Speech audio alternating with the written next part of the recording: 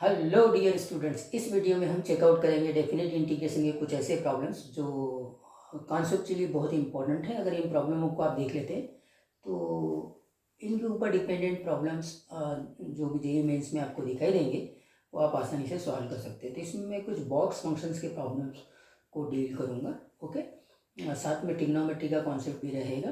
तो पहला क्वेश्चन है कि definite integration of this box of sin x plus box of cos x plus box of tan x plus box of sec x dx ये कितना होगा।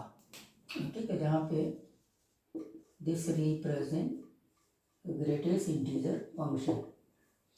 अब ऐसा देखने से तो बड़ा कॉम्प्लिकेटेड लगता है ये, लेकिन आप क्या करो, सबसे पहले इस बॉक्स को खोलो, sec x इसको खोलेंगे तो देखो डेफिनेट इंटीग्रेशन का जो लिमिट है वो 0 to π/4 है। तो 0 to π/4 होता है ना, 0 to π/4 होता है। तो इसका मतलब जो x है वो इनके बीच में लाई करता है। अगर x 0 और π/4 के बीच में है तो sec x किसके बीच में लाई करेगा, ये हमको देखना है। sec π/4 sec 0, अब इनके बीच में यहाँ पे इनइक्वालिटी क्या रहेगी, वही इनइक्वालिटी रहेगी या फिर रिवर्स हो जाएगी, वो डिपेंड करेगा ये फंक्शन कैसा होता है।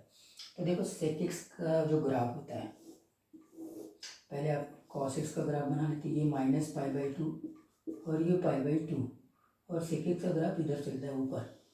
तो अब अगर आप देखेंगे 0 से लेके π/2 में ये इंक्रीजिंग है, इंक्रीजिंग 0 से लेके π/2 में इंक्रीजिंग है, मतलब 0 से लेके π/4 में इंक्रीजिंग है, और इंक्रीजिंग है इसलिए इनइक्वालिटी एज इट इज रहेगी। ये बात क्लियर हो गई, एज इट इज रहेगी इनइक्वालिटी। ठीक, तो sec 0 कितना होता है, sec 0 1 होता है। ठीक, sec x और sec π/4 कितना होता है, √2 होता है। तो ये 1 और 1 पॉइंट समथिंग में है, मतलब 1 और 2 के बीच में ये लाई कर रहा है। अगर x 0 और π/4 के बीच में है तो sec x 1 और 1 पॉइंट समथिंग के बीच में लाई कर रहा है। तो इसका जो बॉक्स होगा, बॉक्स ऑफ sec x वो आ जाएगा 1। ठीक है, बॉक्स ऑफ sec x 1 आ गया, इसका मतलब अब ये 1 में कन्वर्ट हो गया। ठीक है, ये 1 में कन्वर्ट हो गया, एक चीज़ खत्म हो गई, ये 1 में कन्वर्ट हो गया। और अब हमको इस बॉक्स को खोलना है tan x + 1 को। तो tan x + 1 को खोलेंगे सेम कंसेप्ट में, ऐसे ही चलेगा। ठीक है, तो पहले tan x को देखते हैं, tan 0, tan x और tan π/4। अब ये इनइक्वालिटी एज इट इज रहेगी या फिर रिवर्स हो जाएगी, वो डिपेंड करेगा वो फंक्शन इंक्रीजिंग है कि डिक्रीजिंग है इस पर्टिकुलर इंटरवल में। तो देखो tan का जो ग्राफ होता है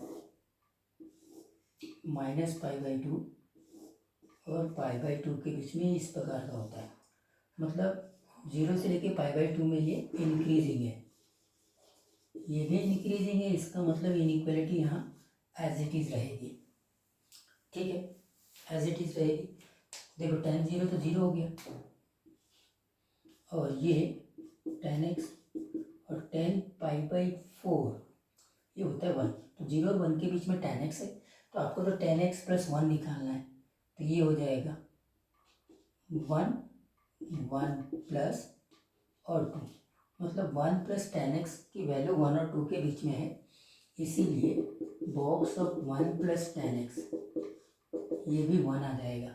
करेक्ट, फाइनली ये पूरा कन्वर्ट हो जाएगा फिर से 1 में, ये 1 हो गया। अब हमको इस बॉक्स को खोलना है, cos x + 1 का बॉक्स को ओपन करेंगे। ठीक है, सेम कॉन्सेप्ट चलाएंगे। ठीक, तो यहाँ पर cos 0, cos x और cos π/4। अब cos फंक्शन में ये इनइक्वालिटी कैसी रहेगी, एज इट इज रहेगी। देखते जरा cos का ग्राफ क्या होता है, cos का ग्राफ ये होता है 0 नहीं -π/2 और π/2 के बीच में। तो आप 0 और π/2 के बीच में देखेंगे फंक्शन डिक्रीजिंग है, फंक्शन कैसा है, डिक्रीजिंग है, इसलिए यहाँ पे इनइक्वालिटी रिवर्स हो जाएगी, है ना। जितना ज़्यादा बड़ा इनपुट होगा उसका आउटपुट उतना ही छोटा होगा, जितना छोटा इनपुट होगा उसका आउटपुट उतना ही बड़ा होगा, फंक्शन डिक्रीजिंग है, इसलिए इनइक्वालिटी रिवर्स हो गई। अगर इनइक्वालिटी रिवर्स हो गई कोई बात नहीं, cos 0 1 होता है, cos x cos π/4 ये √2 होता है, करेक्ट। तो आपको तो 1 + cos x दिखना है, तो ये 2 ग्रेटर देन 1 + cos x 1 + 1/√2, मतलब 1 + 1/√2 is less then 1 + cos x is less then 2। तो इसका बॉक्स निकल जाएगा। देखो ये 1 + समथिंग आ रहा है, 1 + समथिंग, तो 1 और 2 के बीच में है, 1 और 2 के बीच में तो इसका बॉक्स भी 1 ही आएगा, 1 + cos x का बॉक्स 1 आएगा।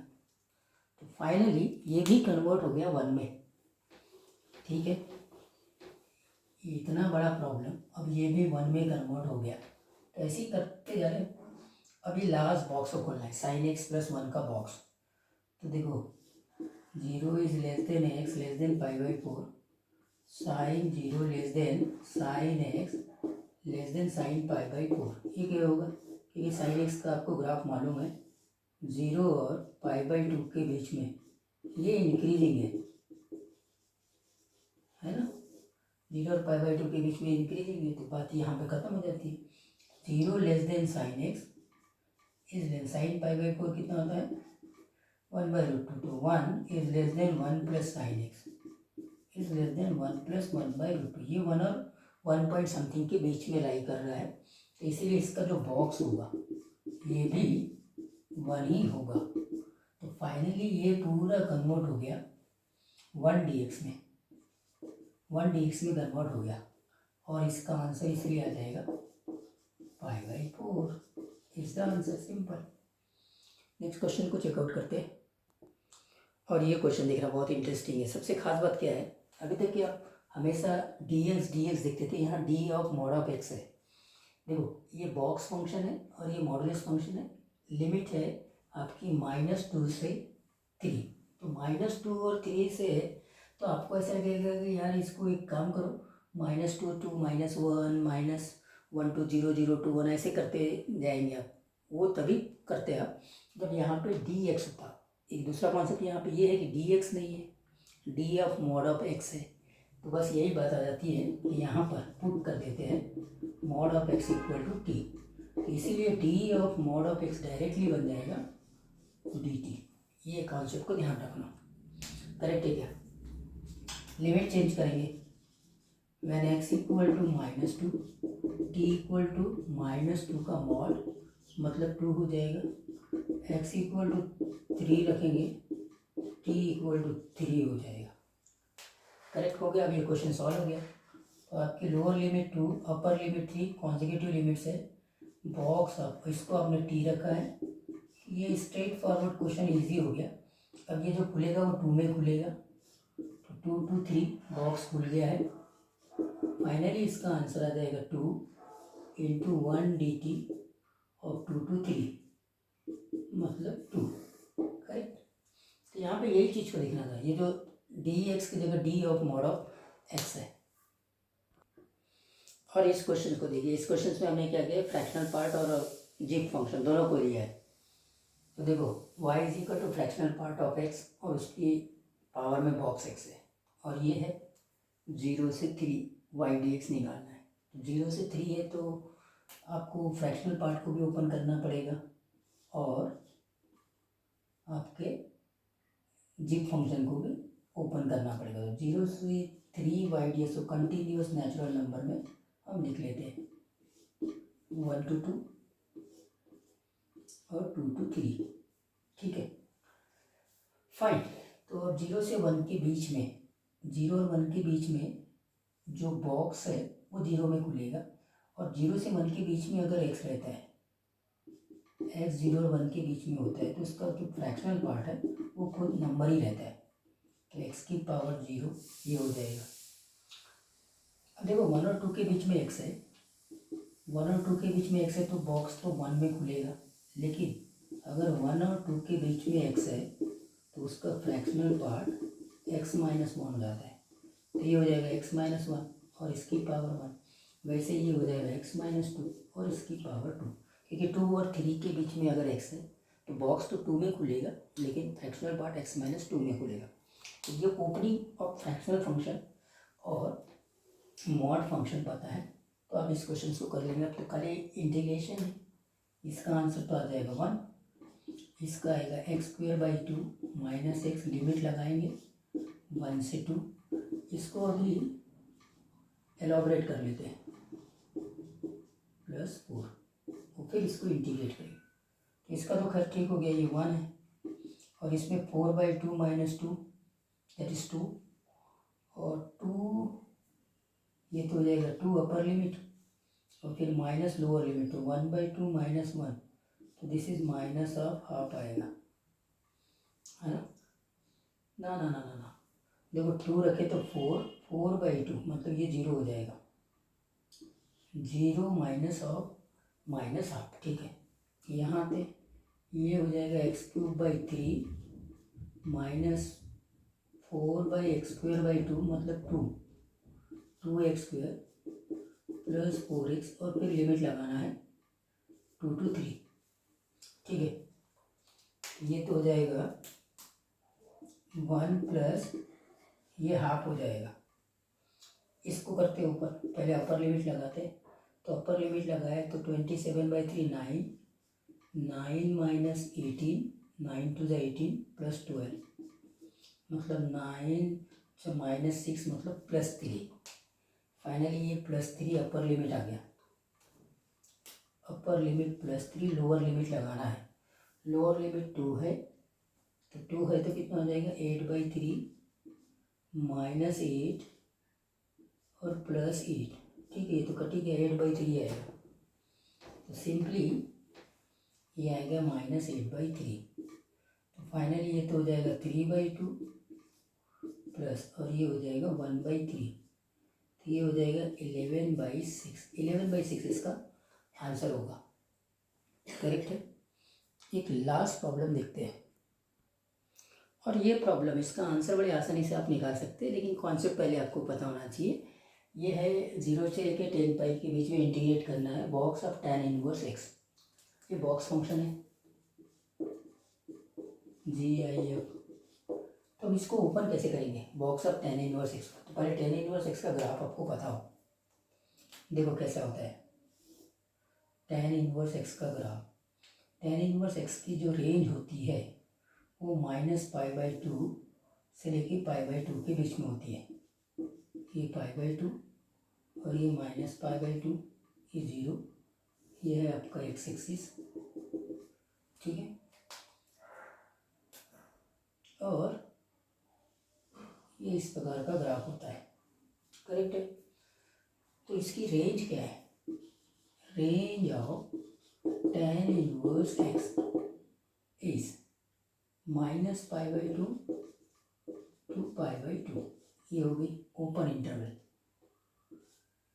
ओपन इंटरवल टच नहीं कर रहा है ये। इसी को आप लिख सकते हैं -1.57 to 1.57 π/2 का वैल्यू।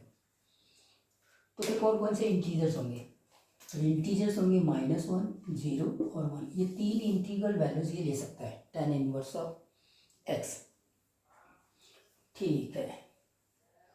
अब ये देखो आपके पास में 0 से लेके 10 पाई के बीच में इंटीग्रेशन करना है। सपोज करो ये 10 पाई है, तो इसका मतलब एक बार ये कहीं न कहीं 1 वैल्यू लेगा। वो कैसे लेगा, देखो tan इनवर्स ऑफ, अगर x को मैंने tan 1 ले लिया, tan इनवर्स ऑफ tan 1 कितना आता है, ये 1 आता है। तो ये 1 कहीं पे देखो, ये 1.57 है तो यहाँ कहीं 1 होगा। और ये किस पे 1 हो रहा है, जब x tan 1 है, x अगर tan 1 है तो ये 1 ले रहा है। बस हो गया। अब ये क्वेश्चन बन जाएगा। अब ये क्वेश्चन कैसे बनेगा वो देखो। इस क्वेश्चन को हम ऐसे लिखेंगे, 0 से लेके 10 पाई of tan inverse of x box का dx इस 0 से लेके tan 1 of tan inverse of x।